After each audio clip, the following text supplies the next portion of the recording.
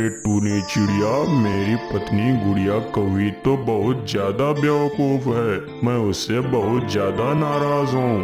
अरे ऐसा क्या हो गया कालू कौवे, तुम गुड़िया कौवी से क्यों नाराज हो? और फिर कालू कौवा टूनी चिड़िया को सारी बात बता देता है। अरे कालू कौवे, तुम कितने स्वार्थी हो। तुम्हें तो अपने पत्नी पर गर्व होना चाहिए। उस गुड़िया कौवी ने तो कितना अच्छा काम किया है। उस चिड़िया ने तुम पर भरोसा करके वह अंडा दिया था और तुम तो वह अंडा खाने के लिए कह रहे थे। फिर ये कौवी ने उस चिड़िया के बच्चे की जान बचा के बहुत अच्छा किया है। तुम बहुत ज्यादा स्वार्थी हो। अरे मैं तो सिर्फ गुड़िया कौवी को ही बेवकूफ समझ रहा था, लेकिन तुम सारे पक्षी भी बेवकूफ हो। तुम पक्षियों में बिल्कुल भी अकल नहीं है। कुछ दिन बीत जाते हैं और अब वह चिड़िया का बच्चा बहुत ज्यादा बड़ा हो जाता है। अरे कितनी ज्यादा भूख लग रही है। चलो अपने लिए दाना ढूंढ लेता हूँ। पहले कितना अच्छा होता था ना, मैं गुड़िया कौवी के लिए भी दाना ढूंढता था, लेकिन अचानक पता नहीं कहां से वह चिड़िया का बच्चा आ गया और फिर उसने मेरी जिंदगी खराब कर दी। देखना एक दिन जरूर होगा जब वह चिड़िया का बच्चा गुड़िया कौवी को मुश्किल में छोड़कर चला जाएगा और फिर गुड़िया कौवी को समझ में आएगा कि मैं बिल्कुल ठीक कहता था। एक दिन शिकारियों ने जमीन पर जाल बिछाया होता है और जमीन में बहुत सारा दाना डाला होता है।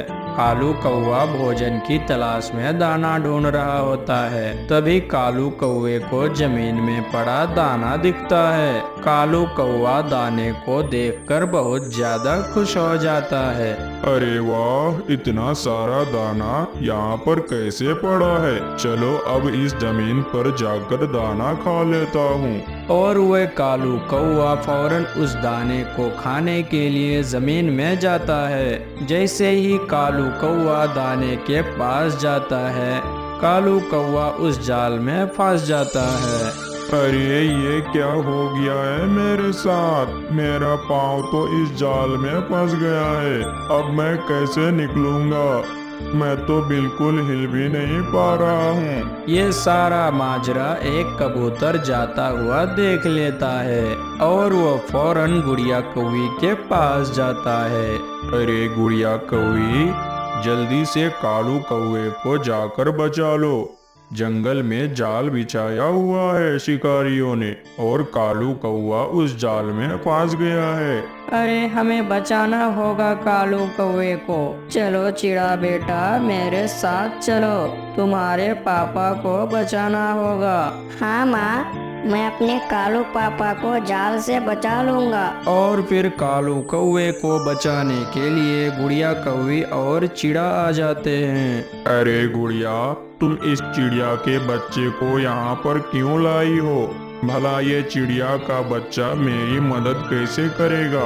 तुम इस चिड़िया के बच्चे से कह दो कि ये चिड़िया का बच्चा यहाँ से चला जाए। नहीं कालू पापा, मैं आपकी मदद करूंगा। मैं आपको इस जाल से निकाल लूंगा। आप बिल्कुल चिंतित मत हो।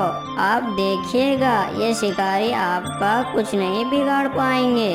और फिर वो चिड़ा फौरन कालू कौवे के पास जाता है और अपनी तेज चोंच से उस जाल को काट देता है। लेकिन अचानक उस चिड़िया को एक तीर आकर लग जाता है और वो चिड़ा जमीन पर गिर जाता है। अरे कालू कौवे, चिड़ा को तीर लग गया है। लगता है शिकारियों ने हमें देख लिया है। चलो जल्दी यहाँ से चिड़ा को लेकर चलो। चिड़ा की जान खतरे में है। और फिर कालू कौवा चिड़ा को वहाँ से लेकर चला जाता है। गुड़िया, मैं बहुत ज्यादा शर्मिंदा हूँ। उस चिड़ा ने मेरी वजह से अपनी जान खतरे में डाल दी है। मैं उस चिड़िया के बच्चे को कितना गलत समझता था, लेकिन उसने मेरी वजह से अपनी जान खतरे में डाल दी है। अब बस मैं यही प्रार्थना करता हूँ कि उसकी जान बच जाए। और फिर उल्लू जी चिड़ा के जख्म पर मरहम लगा देते हैं और कुछ ही दिनों बाद वो चिड़ा बिल्कुल ठीक हो जाता है। और फिर कालू कौवा भी चिड़ा को अपना बेटा मान लेता है और फिर सब खुशी खुशी रहने लगते हैं। इस कहानी से हमें ये सीख मिलती है कि हमें दूसरों का मान रखना चाहिए और कभी भी दूसरों को खुद से कमतर नहीं समझना चाहिए।